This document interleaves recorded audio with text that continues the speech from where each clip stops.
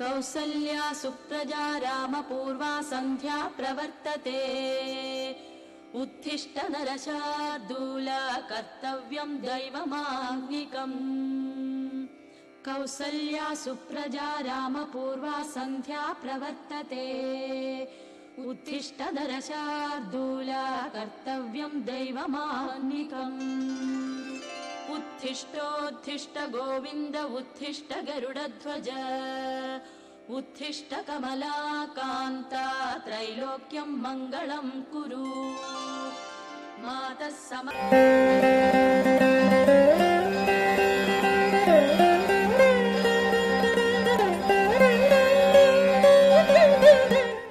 గలద్ధానగండం మిలద్భృంగషండం జలచ్చారుషండం జగత్రాణశౌండం లసద్దంతకాండం విపద్భంగచండం శివప్రేమపిండం భజే వక్రతుండం. శ్రీ మహాగణాధిపతయే నమః. ఐం మహాసరస్వత్యై నమః. అస్మద్గురుచరణారవిందాభ్యాం నమః. నమామి భగవత్పాదశంకరం లోకశంకరం. కలికల్మషపూరితమైనటువంటి ఈ లోకంలో 72 అశుద్ధ మతాలని ఖండించి షణ్మత స్థాపన చేసి అద్వైత సిద్ధాంతాన్ని వ్యాప్తి చేసినటువంటి మహానుభావులు అపర శంకరావతారులైనటువంటి శంకర భగవత్పాదుల వారి జీవిత వైభవ విశేషాన్ని శంకర విజయం అనేటటువంటి శీర్షికతో మనం ప్రస్తావించుకుంటూ ఉన్నాం. ఈ సందర్భంగా శంకర భగవత్పాదుల వారి మాతృకైవల్యం, తదనంతరం సన్యసించినటువంటి ఆ యతిశ్రేష్ఠులైనటువంటి శంకర భగవత్పాదుల వారు కూడా వారి తల్లిగారికి ఎంత శ్రద్ధతో ఉత్తర క్రియలను నిర్వర్తించారు, దాని వెనకాల ఉన్నటువంటి ఆంతర్యాన్ని, తల్లికి ఆయన ఇచ్చినటువంటి ఆ మాటని, దాని యొక్క విశేషాన్ని మనం చెప్పుకున్నాం. దానిలో భాగంగా ఈ ఉత్తర క్రియలు ఏవైతే ఉన్నాయో అపరకర్మలు, శ్రార్థాది విషయాలలో ఉన్నటువంటి ఆంతర్యాలని, వాటి యొక్క ధర్మ విషయాలన్నింటినీ కూడా మనం ప్రస్తావించుకున్నాం. అయితే శంకర భగవత్పాదుల వారి యొక్క ఆ గొప్పదనం ఏమిటంటే, తల్లికిచ్చినటువంటి మాటని నిలబెట్టుకోవడం కోసం ఆయన ఎంత ప్రాకులాడారో, ఎంత పరిశ్రమ చేశారో మనం ఇప్పటివరకు విన్నాం. నిజంగా ఆ తల్లి అదృష్టం ఎంత గొప్పది అంటే, ఇటువంటి బిడ్డని తపస్సు చేసి మాత్రమే పొందగలుగుతారు తప్ప సామాన్యులైనటువంటి వాళ్ళు పొందలేరు. ఎందుకంటే జన్మాంతర సంస్కార సుకృత విశేషం ఉంటేనే ఇటువంటి సంతానం కలుగుతుంది. పెద్దలు ఒక మాట అంటూ ఉంటారు, పుణ్యం కొద్ది పురుషుడు, దానం కొద్ది బిడ్డలు అని. అట్లాగే పూర్వదత్తేషు యా విద్య, పూర్వదత్తేషు యద్ధనం, పూర్వదత్తేషు యా నారి, అగ్రే ధావతి ధావతి అని కూడా మనకి చెప్పబడ్డది. గత జన్మలో మనం చేసినటువంటి పుణ్యాన్ని అనుసరించి మనకు విద్య వస్తుంది. అట్లాగే పూర్వదత్తేషు యద్ధనం, గత జన్మలో మనం ఎంత దానం అయితే చేశామో అంత సంపదని ఈ జన్మలో మనం పొందగలుగుతాం. ఎలా అంటే, మన బ్యాంకు ఖాతాలో ఎంత ధనాన్ని అయితే మనం జమ చేశామో అంత మొత్తాన్ని మాత్రమే మనం తిరిగి తీసుకోగలుగుతాం. అలాగే గత జన్మలో పెట్టి ఉంటేనే ఈ జన్మలో పుడుతుంది. అందుకే పూర్వదత్తేషు యద్ధనం. అలాగే పూర్వదత్తేషు యా నారి, పురుషపక్షంలో ఈ మాట చెప్పారు. గత జన్మలో ఇతను ఎంత పుణ్యమైతే చేసుంటాడో ఆ పుణ్యానికి ఫలంగానే ఈ జన్మలో జీవిత భాగస్వామి అయినటువంటి భార్య దొరుకుతుందిట. గయ్యాళి అయినటువంటి భార్యను పొందాడంటే వీడు గత జన్మలో ఎక్కువగా దుష్కృతాలను ఆచరించాడు అనేటటువంటి విధానంలో పెద్దలు చెబుతూ ఉంటారు. అట్లాగే స్త్రీ పర్యాయంలో వచ్చేటప్పటికీ పుణ్యం కొద్ది పురుషుడు అంటూ ఉంటారు. ఇదంతా కూడా గత జన్మలో చేసినటువంటి పుణ్యాన్ని బట్టి ఉంటుంది. కాబట్టి తల్లి అయినటువంటి ఆర్యాంబ సాక్షాత్తు కైలాసవాసి అయినటువంటి శంకరుడికి జన్మనిచ్చింది ఆవిడే. ఎందుకంటే ఈ భూలోకంలో ఉన్నటువంటి దుష్టాచారాలని అన్నింటినీ కూడా పారద్రోలి భక్తులను సముద్ధరించడం కోసం, జనానందరినీ కూడా ఉద్ధరించడం కోసం కైలాసవాసి అయినటువంటి శంకరుడు ఆది దక్షిణామూర్తి శంకర భగవత్పాదులుగా ఉద్భవించినట్టుగా మనం లోగడ చెప్పుకున్నాం. ఆ తల్లి యొక్క ఆ ఉత్తర క్రియలు నిర్వర్తించడమే కాకుండా ఇక్కడ ఎంత విశేషమంటే, తల్లిని నీవు ఏ లోకానికి వెళ్ళాలనుకుంటున్నావు అని చెప్పనని అడిగి ఆవిడ ముందు శివలోకానికి వెళ్ళాలి అనుకుంటే శివదూతల్ని పిలిపించాడు. ఆ శంకర కింకరులను చూసినటువంటి ఆవిడ వాళ్ళ ఆ విభూతి, వాళ్ళ యొక్క ఆ రూపాలను చూచి కొద్దిగా బెరుకు భావన పొందితే వెంటనే మళ్ళీ వైకుంఠం నుండి విష్ణుదూతల్ని పిలిపించారట. వాళ్ళు విమానాన్ని తీసుకొని వచ్చి ఆవిడ్ని వైకుంఠానికి తీసుకువెళ్ళారు. చూడండి, తల్లికి వరం ఇచ్చినటువంటి కుమారుడు ఎక్కడన్నా ఉంటాడా అంటే ఈయన సాక్షాత్తు అపర శంకరావతారులు కాబట్టి అది ఆయనకి సాధ్యమైంది. అటువంటి ఆ తల్లి యొక్క ఆ అదృష్టం గురించి మనం ఎంత చెప్పుకున్నా తక్కువే అవుతుంది. దీనిలో భాగంగా మనం అనేక రకాలైనటువంటి రహస్యాలను, ధర్మ విషయాలను, శ్రార్థాదుల గురించి చెప్పుకున్నాం. అయితే శంకర విజయం చెప్తూ ఈ శ్రార్థాదుల గురించి చెప్పడం ఏమిటి అన్నటువంటి విషయాన్ని కనుక మనం ఒక్కసారి పరిశీలన చేస్తే శంకరుల వారి లక్ష్యం ఏమిటి అంటే ధర్మస్థాపన. వాటిల్లో భాగంగా ఏ వ్యక్తి అయినా సరే ముక్తిని పొందాలి, మోక్షాన్ని పొందాలి, కైవల్యాన్ని పొందాలి అనుకున్నటువంటి వాడు ముందు ఆచరించవలసింది ఏమిటంటే ధర్మం.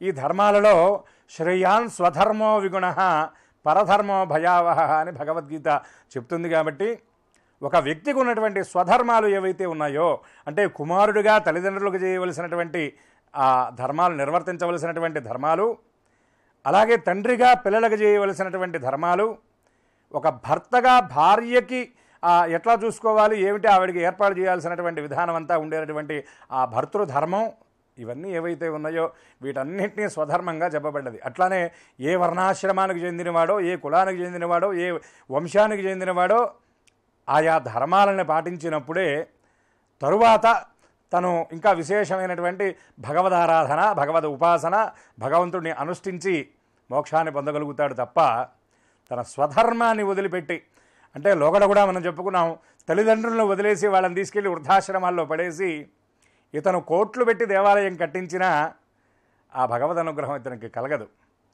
తల్లిదండ్రుల మాట వినకుండా వాళ్ళని అనేక రకాలుగా ఇబ్బంది పెట్టి ఇతను ఒక మహత్తరమైనటువంటి యజ్ఞయాగాది క్రతువులు చేసినప్పటికీ కూడా ఆ ఫలాన్ని ఇతను పొందలేడు. ఎందుకంటే ఇతను స్వధర్మాన్ని వదిలిపెట్టినటువంటి వాడు కాబట్టి. అందుకని వ్యక్తిగా తన యొక్క ప్రధానమైనటువంటి ధర్మాలు ఏవైతే ఉన్నాయో వాటిని ఆచరించి వాటిలో కృతకృత్యుడు అయిన తర్వాతే భగవదారాధన ఏ వ్యక్తి అయినా కూడా పూనుకోవాలి. అయితే ఏ ధర్మాన్ని ఆచరిస్తున్నా భగవదారాధన, భగవంతుడి యొక్క స్మరణ అనే దాన్ని మరచిపోకుండా ఉంటే, పెద్దలు ఇంకో మాట చెప్తూ ఉంటారు, గత జన్మలో ఉన్నటువంటి కర్మఫలాన్ని కూడా అనుభవిస్తూ ఉండేటప్పుడు భగవన్నామ స్మరణం కనుక చేస్తే, భగవంతుడి యొక్క చింతనలో కనుక ఇతను గడపగలిగితే చేసేటటువంటి ప్రతి పని కూడా ఇది భగవదారాధన, వేసేటటువంటి ప్రతి అడుగు భగవంతుడి దగ్గరికి చేరుకుంటున్నాను అనేటటువంటి భగవంతుడు మనస్సు నిండా నిండి ఉండి ఆ భగవత్పూరితమైనటువంటి చిత్తంతో కనుక ఉన్నట్లయితే ఎంత కష్టాన్నైనా, ఎంత కర్మఫలాన్నైనా కూడా తేలిగ్గా దాటి వెళ్ళగలుగుతాడు. మరిన్ని విషయాలు, మన జీవనానికి ఉపయోగపడేటటువంటి ఉపయుక్తమైనటువంటి విషయాలు శంకర విజయం అనేటటువంటి శీర్షికతో మరిన్ని రాబోయే భాగాల్లో మనం చెప్పుకుందాం. నమామి భగవత్పాద శంకరం లోకశంకరం. సర్వే జనాః సుఖినో భవంతు.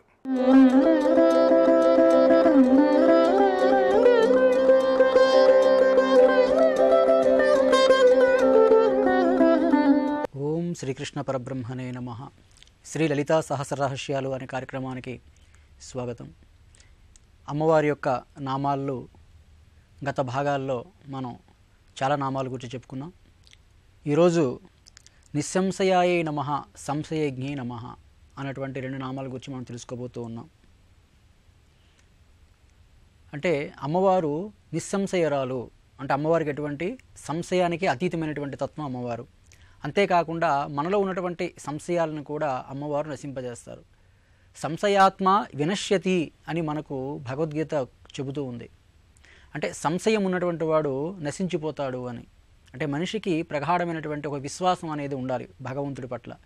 అమ్మవారి పట్ల శ్రద్ధ, విశ్వాసం అనేది పరిపూర్ణంగా ఉన్నప్పుడే మన అమ్మవారి యొక్క అనుగ్రహాన్ని మనం పొందగలుగుతాం. ఒక గ్రామంలో వర్షాలు కురవట్లేదు అని భగవంతునికి ప్రార్థన చేద్దామని గ్రామస్తులందరూ బయలుదేరారట. కానీ వాళ్ళందరిలో ఒక్కడు మాత్రం గొడుగు పట్టుకొని బయలుదేరాడు. దాన్నే విశ్వాసము, అమ్మవారి యందు భక్తి, విశ్వాసం అనే అర్థం. ఎందుకంటే ఇతరులందరూ కూడా ప్రార్థన చేయడానికి, పూజలు చేయడానికి వెళ్ళారు. కానీ ఇంకొకటి ఏంటి, గొడుగు పట్టుకొని వెళ్ళాడు. ఎందుకు గొడుగు పట్టుకొని వెళ్ళాడంటే, మనం ఇప్పుడు ప్రార్థన, పూజ చేయడానికి వెళ్తూ ఉన్నాం. ఆ పూజ పూర్తయిన వెంటనే అమ్మవారు అనుగ్రహిస్తారు, వర్షం పడుతుంది, తిరిగి ఇంటికి రావాలంటే ఖచ్చితంగా గొడుగు ఉండాలి అని. అంటే అంత నమ్మకం అన్నమాట. మనం పూజించగానే వెంటనే అమ్మ వర్షం కురిపిస్తుంది అని అంత నమ్మకం ఉంది కాబట్టి వాడు గొడుగు పట్టుకుని వెళ్ళాడు. అంటే అటువంటి పూనిక, నమ్మకం అన్నటువంటిది మనం అమ్మ పట్ల మనం కలిగి ఉండాలి. ఒకానొక సమయంలో పుష్పదంతుడు అనేటువంటి ఒక మహానుభావుడు, గొప్ప శివభక్తుడు, ఆయన పరమేశ్వరుని ప్రార్థిస్తూ, స్వామి నా 2 తప్పులని క్షమించండి అంటాడు ఆయన. ఏమిటా 2 తప్పులంటే, మొదటి తప్పు, నేను గత జన్మలో మీకు నమస్కరించలేదు, ఇది నా మొదటి తప్పు, ఈ తప్పుని క్షమించండి, మొదటి తప్పుని. ఎందుకయ్యా గత జన్మలో నమస్కరించలేదు అంటే, గత జన్మలో నమస్కరించలేదని నీకు ఇప్పుడు ఎలా తెలుసయ్యా అని అంటే, అదేమిటి స్వామి, గత జన్మలో మీకు ఒక్కసారి నేను నమస్కరించి ఉంటే నాకు ఈ జన్మే వచ్చుండేది కాదు కదా. నాకు ఈ జన్మ వచ్చింది అంటే గత జన్మలో మీకు నేను నమస్కరించలేదు. గత జన్మలో నమస్కరించి ఉంటే నాకు మరలా జన్మరాహిత్యమే వచ్చి ఉండేది, మీలో ఐక్యమై ఉండేవాడిని, నాకు మరలా ఈ యొక్క జన్మ వచ్చి ఉండేది కాదు, ఈ సంసార బాధలు నాకు మరలా తగిలి ఉండేవి కాదు. కాబట్టి గత జన్మలో మీకు నమస్కరించలేదు అనేది నాకు అర్థమవుతూ ఉంది, కాబట్టి ఆ తప్పుని క్షమించండి అంటాడు. ఇక రెండవ తప్పుని కూడా క్షమించండి. రెండవ తప్పు ఏం చేసావయ్యా అంటే, చేయలేదు, చేయబోతున్నాను అంటాడట. చేయబోతావా, ఏంటి చేయబోతావు అంటే, రాబోయే జన్మలో కూడా మీకు నమస్కరించను అంటాడట. గత జన్మలో నమస్కరించలేదు కాబట్టి ఈ జన్మ వచ్చింది, అందుకని నేను బాధపడుతున్నాను, క్షమించండి అంటాడు. రాబోయే జన్మలో కూడా మీకు నమస్కరించను, ఆ తప్పుని ఇప్పుడే క్షమించేయండి అంటాడు. అదేంటే రాబోయే జన్మలో నమస్కరించవా అంటే, అప్పుడు చమత్కారంగా పుష్పదంతుడు అంటాడు, స్వామి ఈ జన్మలో మీకు నమస్కరిస్తున్నాను కదా, ఈ జన్మలో మీకు నేను నమస్కరిస్తున్నాను అంటే ఇంకా మరు జన్మ అనేది మరి ఉండదు కదా. ఒక్కసారి చిత్తశుద్ధితో పరమేశ్వరుని మనం నమస్కరిస్తే ఇంకా జన్మ అనేదే ఉండదు. కాబట్టి ఇంకో జన్మ అంటూ ఉంటే కదా మరలా మీకు నమస్కరించేది. అందుకే రాబోయే జన్మలో కూడా మీకు నమస్కారం పెట్టలేను, ఎందుకని నేను మరి పుట్టను, నేను మీలో ఐక్యమైపోతాను, ఆ తప్పును కూడా ఇప్పుడే క్షమించండి అని పుష్పదంతుడు అంటాడట. అంటే అర్థం ఏంటంటే, దీని భావం, ఒక్కసారి మనం చిత్తశుద్ధితో పరమేశ్వరుని మనం నమస్కరిస్తే ఆ అనుగ్రహం అనేది ఖచ్చితంగా మనపై ఉంటుంది, ఇక జన్మ అనేది ఉండదు. అంతటి విశ్వాసంతో మనం చేయాలి. అయితే నమస్కారం అంటే ఏంటి? 2 చేతులు జోడించి నమస్కరించడం ఇదేనా అంటే, నమస్కారం యొక్క భావం ఏమిటి? నమః, నమః, నా, మా అంటే, మా అంటే నాది, నా అంటే కాదు అని అర్థం. అంటే సృష్టిలో ఏదైతే అనుభవిస్తూ ఉన్నానో అదేది కూడా నాది కాదు స్వామి, అంతా నీదే, నీదే, నీదే, త్వమేవ, త్వమేవ, త్వమేవ అని తెలియజేయడమే నమస్కారం యొక్క భావం. నేను నమస్కరించానండి అంటే అర్థం ఏంటంటే, అహంకారాన్ని త్యాగం చేశాను అని అర్థం. అంతే తప్ప ఊరకే మనం ఇలా నమస్కారం పెట్టి మరలా అంతా నేనే గొప్పవాడిని, ఇదంతా నాదే అన్న భావం ఉన్నప్పుడు నిజమైన నమస్కారం కాదు. కాబట్టి నమస్కారం అన్న భావానికి అర్థం నా, మా అంటే నాది, నా అంటే కాదు, నాది కాదు, అంతా నీదే అన్న ఒక భావం కలిగి ఉండడం అనమాట. అందుకే మనకి ఈశావాస్యోపనిషత్తులో కూడా మనకు చెప్పబడుతూ ఉంది, ఈశావాస్యమిదం సర్వం, మొత్తం ఈ జగత్తంతా కూడా భగవంతుడిదే, ఈ సృష్టిలో కనిపించే అణువణువు కూడా అంత పరమాత్మదే అని చెప్పబడింది. మరి అంత పరమాత్మదే కదా అని నిరాశ చెందవలసిన అవసరం లేదు. కానీ ఇదంతా పరమాత్మదే, కానీ ఇదంతా ఎవరి కోసం ఇవ్వబడింది? నీ కోసం ఇవ్వబడింది. అందుకే తేన త్యక్త్వేన భుంజిత, దాన్ని అనుభవించు, కానీ ఎట్లా అనుభవించు? త్యాగపూరితంగా అనుభవించు అని చెప్తాడు ఇక్కడ. కాబట్టి అంతా భగవంతుడిదే, నేను నిమిత్త మాత్రుడిని, నాదేమీ కాదు అని మనం ఏడుస్తూ కూర్చోవలసిన అవసరం ఏం లేదు. అంతా భగవంతుడిది అని గుర్తిస్తూ, ఈ భగవంతుడి అంతా ఇచ్చేది నీకోసమే కాబట్టి దాన్ని అనుభవించాలట. ఎంత చక్కగా చెప్పబడిందండి. దేన్ని విడిచిపెట్టమని వాళ్ళు చెప్పట్లేదు, దేన్ని విడిచిపెట్టమని చెప్పారు? నాది అన్న భావాన్ని త్యాగం చేయమన్నారు. నాది అన్నటువంటి భావాన్ని మనం త్యాగం చేయాలి. ఇప్పుడు చాలామంది ఏంటంటే, ఆ త్యాగం అనగానే ఏవో వస్తు త్యాగం చేస్తూ ఉంటారు. ఒకానొక సమయంలో మలయాళ స్వాముల వారు రైల్లో పయనిస్తున్నప్పుడు అతను చాలా సంచులు ఇవన్నీ ఉన్నాయట ఆయన చుట్టూ కూడా. ఆయన ఎదురుగా ఒక పెద్ద ఆఫీసర్ ఒక ఆయన కూర్చుని ఉన్నాడు. ఆ ఆఫీసరు స్వామివారిని చూస్తూ, స్వామి మీరు చూస్తే కాషాయధారులు, సర్వసంగ పరిత్యాగులు, పరివ్రాజకులు, మీరేమిటి స్వామి ఎంత లగేజ్తో, ఎంత సంసారంతో, ఎన్ని బ్యాగులు పట్టుకుని వెళ్తున్నారు? నేను గృహస్థుడిని, నా చేతిలో ఒక చిన్న ఫైల్ మాత్రమే ఉంది స్వామి అని ఆయన చెప్పాడట. అప్పుడు స్వామి అన్నారు, చాలా సంతోషం అండి, నేను రాబోయే స్టేషన్లో నేను దిగేస్తాను నేను ట్రైన్ దిగుతూ ఏవైతే ఈ సంచులు ఇవన్నీ ఉన్నాయో, ఈ బ్యాగులు ఇవన్నీ కూడా, ఇవన్నిటిని విడిచిపెట్టి, కనీసం వెనుదిరిగి కూడా చూడను, మనసులో కొంచెం కించిత్తు కూడా బాధ లేకుండా విడిచిపెట్టి నేను వెళ్ళిపోతాను నా ఆశ్రమానికి. నువ్వు ఆ ఫైల్ విడిచిపెట్టి ట్రైన్లో వెళ్ళిపోగలవా అంటే, అయ్యే బాబోయ్ స్వామీజీ, ఈ ఫైల్లో నా లైఫ్ ఉందండి, దీన్ని ఎట్లా విడిచిపెట్టేస్తానండి అంటాడు. అంటే ఈయన అన్ని పట్టుకొని ఉన్నాడు, కానీ బాహ్యానికే, కానీ ఆంతర్యంలో దానితో తాదాత్మ్యం లేదు. కాబట్టి మనం తాదాత్మ్యమైనటువంటి భావాన్ని మనం విడిచిపెట్టేవలను, అన్నిటితో ఉండాలి. తేన త్యక్త్వేన భుంజిత, త్యాగభావంతో అనుభవించు అంటారు. ఇప్పుడు చూడండి, మనం త్యాగభావంతోనైతే చక్కగా అనుభవించగలుగుతాం. ఇప్పుడు మన వస్తువు అనేటప్పుడు మనం కొత్తగా వాహనం కొనుక్కున్నాం అనుకోండి, దాన్ని వాడే విధానం ఒకలా ఉంటుంది, ఇతరుల వాహనం అనేటప్పటికి వాడే విధానంగా ఉంటుందన్నమాట. అంటే ఒక త్యాగభావం ఉన్నప్పుడు మాత్రమే దాన్ని చక్కగా అనుభూతి చెందగలుగుతాం, అనుభవించగలుగుతాం. త్యాగభావం లేనప్పుడు ఈ వస్తువు పాడైపోతుందేమో అన్న ఒక మమకార భావం ఉన్నప్పుడు చూడండి, కొత్త వస్తువులు కొనుక్కుంటాం కానీ దాన్ని అనుభవించలేకపోతుంది. నిరంతరం శుభ్రం చేస్తూనే ఉంటాం తప్ప దాన్ని చక్కగా అనుభవించలేకపోతుంటాం అనమాట. కాబట్టి ఎప్పుడైతే త్యాగభావం ఉంటుందో అప్పుడు ఆ వస్తువుని చక్కగా అనుభవించగలుగుతాం. ఇంత చక్కగా మనకు చెప్పబడింది. కాబట్టి పరిపూర్ణమైనటువంటి విశ్వాసం అమ్మ యందు ఉండాలి. ఏమైనా సంశయం ఉంటే రామతీర్థస్వామి అంటారు, నీ హృదయంలో పెరంగి గుండెనే పెట్టుకోవయ్యా కానీ సంశయాన్ని పెట్టుకోవద్దు అంటారు అనమాట. అటువంటి సంశయాలను తొలగించే ఆ తల్లికి నిస్సంశయై నమః అన్నటువంటి నామంతో నమస్కరిద్దాం. హరి ఓం తత్సత్.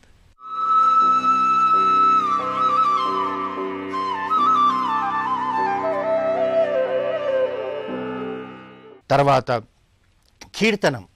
అంటే కీర్తనం ఎలా ఉంటుందండి అంటాం. మనం శ్రవణం విన్న తర్వాత మన లోపల ఒక భావన పెరుగుతుంటుంది. మనకు కూడా ఒక నలుగురు కనబడితే చెప్తాం, ఏమండి మీకు తెలుసోది లేదు, ధ్రువుడు ఎంత గొప్పవాడండి, ఆ చిన్న బాలుడు ఎలా ముక్తి పొందాడండి, నచికేతుడు ఎలా ముక్తి పొందాడండి, ప్రహ్లాదుడు ఎలా ముక్తి పొందాడని మనం కీర్తించడం మొదలు పెడతాం. ఆ కీర్తనలో ఏముంటుందంటే ఆ శ్రీహరి యొక్క గొప్పతనం ఉంటుంది. ఆ శ్రీహరి ఎలా కాపాడుతున్నాడని తెలుస్తుంది. మనకు చిన్న బాలుడైన 5 సంవత్సరాల బాలుడు ధ్రువుడికి వాళ్ళ అమ్మ ఏం చెప్పింది, నాయన నువ్వు ఎక్కడున్నా నీ వెనక నీడ మాదిరిగా ఆ శ్రీహరి నిన్ను రక్షిస్తుంటాడు, ఆ నారాయణుడు నిన్ను రక్షిస్తుంటాడు. ఎందుకంటే నువ్వు అనుకోవచ్చు నేను లేను, తల్లి నా వెనుక లేదు, తండ్రి నా వెనుక లేడు, ఎవరు రక్షిస్తారనుకుంటావు. ఒకటి గుర్తుపెట్టుకో తండ్రి, నా గర్భంలో ఆ నా చీకటి గుహలో నువ్వు ఉన్నప్పుడు నేను రక్షించింది ఎవరు నాయన, ఆ శ్రీహరే కదా అని చెప్పి ఆ తల్లి ఏ విధంగానైతే ధ్రువుడికి చెప్తుందో, ఆ శ్రీహరి యొక్క కీర్తనలు మనం కీర్తించడం లోపల మన లోపల కూడా మార్పు చెందే అవకాశం ఉంటుంది. ఆ తర్వాత ఏమవుతుంది, ఇవి 2 శ్రవణం కీర్తనం తర్వాత మనలో స్మరణం మొదలవుతుంది. ఈ స్మరణం ఎలా ఉంటుందో అంటే మనం ఎక్కడ పోయినా కానీ మన మనసులో అదే తిరుగుతూ ఉంటుంది, అదే మాటలు వినబడుతుంటాయి. ఓహో రామచంద్రమూర్తి ఈ మాదిరిగా ఉండేవాడు, తన తండ్రి తనకు చెప్పకపోయినా తన సవితి తల్లి నీ తండ్రి నాకు వరాలు ఇచ్చాడు రామ అంటే ధర్మం కొరకు పాటుపడ్డాడయ్యా రామచంద్రమూర్తి. అది విన్న తర్వాత స్మరణ చేయడం మొదలు పెడితే మన లోపల కూడా మనకు మార్పు వస్తుంది. అధర్మమైన బాటలో పోకూడదని చెప్పేసి ఒక భావన మనలో పెరుగుతుంది. ఆ స్మరణంలో ఉన్న గొప్పతనమే అది. ఆ తర్వాత చూడండి పాదసేవనం. పాదసేవనం అంటే ఏంటిదంటే మీరు చూడండి, ఎక్కడ చూసినా కానీ మనకు ఫోటో చూసినా ఏది చూసినా ఆ శ్రీహరి పాదాలను, ఆ లక్ష్మీదేవి ఆ పాదాల దగ్గరనే ఉండి ఆ పాదాలను ఎలా తను ఎంత మృదువుగా ఆ పాదాలను ఒత్తుతూ ఉంటుంది. అంటే మనకు అనుమానం వస్తుంది, అంటే ఒక స్త్రీ పురుషుడి యొక్క పాదాలను ఒత్తడం అంటే కాదు, శ్రీహరియే ఈ సృష్టి స్థితి లయకారుడు, శ్రీహరియే ఆ లక్ష్మీదేవి, శ్రీహరియే సరస్వతి, శ్రీహరి లోపలనే ఇవన్నీ ఉన్నాయి కనుక ఆ శ్రీహరి ఇన్ని మన కొరకు ఎంత కష్టాలు పడతాడు కనుక ఆ కష్టాలను ఆ యొక్క నొప్పి నా శ్రీహరికి తగలకూడదన్నట్టుగా చేస్తుంది. మళ్ళీ మీరు ఒకటి చూడండి, ఆ భరతుడు మనం ఒక ఉదాహరణ చెప్పుకోవాలంటే రామచంద్రమూర్తి పాదుకలను తీసుకొచ్చాడు, ఆ పాదసేవనమే కదా. ఈ యొక్క పాదుకలే రాముడి పాదుకలే ఈ అయోధ్యను 14 సంవత్సరాలు ఏలుతాయి, నేను ఏమీ లేదు, నాకేది మీరు చెప్పినా నేను ఈ పాదుకలకు విన్నవించుకుంటున్నా అన్నాడు. అంటే పాదసేవనం అంటే అది. అంటే పాదసేవనం అంటే మనకు అనుమానం రావచ్చు, మరి నాకు ఇప్పుడు విష్ణుమూర్తి ఎక్కడ కనబడతాడండి వారి పాదాలకు సేవ చేయడానికి లక్ష్మీదేవి మాదిరిగా, లేదా భరతుడు మాదిరిగా రామచంద్రమూర్తి యొక్క పాదుకలు నాకు ఎలా దొరుకుతాయండి అని అనుకోవచ్చు. అంటే ఒకటి గుర్తుపెట్టుకోండి, ప్రతి వ్యక్తికి ఒక గురువు ఉంటారు. ఆ గురువు పాదుకలని మనది ఇంట్లో తెచ్చిపెట్టుకుంటే ఆ గురువు పాదుకలు ఉన్న ఇంట్లో ఆ త్రిమూర్తులు ఉంటారని చెప్పి మనకు శాస్త్రాలు చెప్తున్నాయి. పోనీయండి అవి ఏవి కూడా మనకు అవకాశం లేదు, మన తల్లిదండ్రుల పాదాలే మనకు ఆ శ్రీహరి పాదాలు, ఆ శ్రీహరే మన తండ్రి, ఆ శ్రీలక్ష్మి మన తల్లి అన్న భావనతోటి ప్రతిరోజు కూడా ఒక్కసారి నువ్వు అంటే ఆ పాదాలు ఒత్తడానికి నీకు ఒక వయసు వచ్చిన తర్వాత నా భార్య ఏమనుకుంటుంది, నా పిల్లలు ఏమనుకుంటుంది అన్న చిన్న ఈగో లాంటిది ఉండొచ్చు. నీకు అది కూడా చేయలేకపోతే రోజు ఆఫీస్ వెళ్ళేటప్పుడు వచ్చేటప్పుడు ఒక్కసారి వాళ్ళ పాద నమస్కారం చేసి చూడు, అదే పాదసేవనం. ఎందుకంటే నీకు ఈ జీవితం ఇచ్చింది నీ తల్లిదండ్రులు. అంటే చూడండి, మనం అనుకోవచ్చు మరి ప్రహ్లాదుడు ఆ మాదిరిగా చెప్పలేదు కదా అంటే మనకు కనబడే వాళ్ళే తల్లిదండ్రులు కదా. అందుగురించేదే కదా పెద్దలు ఏం చెప్తున్నారు, మాతృదేవోభవ పితృదేవోభవ అంటున్నారు, ఆచార్య దేవోభవ అంటున్నారు. వీరి ముగ్గురికి నువ్వు పాదసేవనం చేసుకో. ఈ పాదసేవనం చేయడం వల్ల ఆ యొక్క మన లోపల మార్పు ఏ విధంగా ఉంటుందనేది ఈరోజు మీకు తెలియకపోవచ్చు. ఎందుకంటే విత్తనం వేసిన వెంటనే అరగంటకు ఆ చెట్టు పెరిగిపోయి ఫలాలు మనకివ్వదు. ఆ విధంగా మనం దాని గురించి దాని సమయం వస్తుంది. ఆ సమయం వచ్చినప్పుడు ఫలాలు మనకు బాగా దొరుకుతుంది. అంటే అనుమానం ఏమండి, మీరు చెప్పిన ఉదాహరణ బాగానే ఉంది. ఈరోజు విత్తనం వేస్తాము, ఓ 10 సంవత్సరాలకు కానీ 4 సంవత్సరాలకు కానీ 5 సంవత్సరాలకు కానీ ఈ మామిడి చెట్టు పెరగదు, అప్పుడు కదా ఫలాలు ఇచ్చేది. మరి ఆ ఫలాలు నాకు దొరుకుతుందో దొరకదో తెలియదు, నేను ఉంటానో ఉండనో తెలియదు. నిజమే, మనం ఎవరికి తెలియదు మనం ఎంతకాలం ఉంటామని. కానీ నువ్వు పెట్టిన చెట్టు నువ్వు తినకపోయినా నీ సంతానం తింటుందే. మరి సంతానం తినే దానికన్నా కూడా సంతోషం తల్లిదండ్రులకు ఉండదు కదా. అంటే నువ్వు ఈరోజు చేసే ఈ సేవ నీ యొక్క వచ్చే జనరేషన్కు తప్పనిసరిగా దొరుకుతుందన్న భావన ఉండాలి. అది మన లోపల పెంపొందించుకోవాలి. దానికే ప్రహ్లాదుడు చెప్తున్నాడు, అంటే ఈ పాదసేవనం ఎంతగా చేస్తే మనకు అంతగా మనకు ముక్తి లభిస్తుంది. ఆ తర్వాత చేయాల్సింది అర్చనం. అర్చనం అంటే ఏంటిది? అర్చించడం అంటే శ్రీహరి యొక్క నామాలను అష్టోత్తరమైనా కావచ్చు, సహస్రనామమైనా కావచ్చు, ప్రతిరోజు కూడా ఆ శ్రీహరిని మనం అర్చించడం మొదలు పెడితే మన లోపల, అంటే మనం ఉదయం లేచిన తర్వాత పూజ గదిలో కూర్చొని అర్చన చేశామనుకోండి, అష్టోత్తర అర్చన చేశామనుకోండి, ఆ తర్వాత మన వ్యవహారం కొరకు అంటే ఆఫీస్కే కావచ్చు, వ్యాపారానికి కానీ వెళ్తుంటే మన లోపల తెలియకుండానే ఆ నామాలు మన నాలుకపైన అలాగే ఆడుతుంటుంది. ఆ నాలుకపై ఆడుతున్నప్పుడు మనకేమవుతుంది, మనకు ఈ లౌకికమైన దాని గురించి తెలియదు, అంటే ఈ రాక్షస ప్రవృత్తి మనకు రాదు. అప్పుడు ఒక సన్మార్గంలో వెళ్ళే అవకాశం ఉంటుంది. అది మనం చూసుకోవాలి.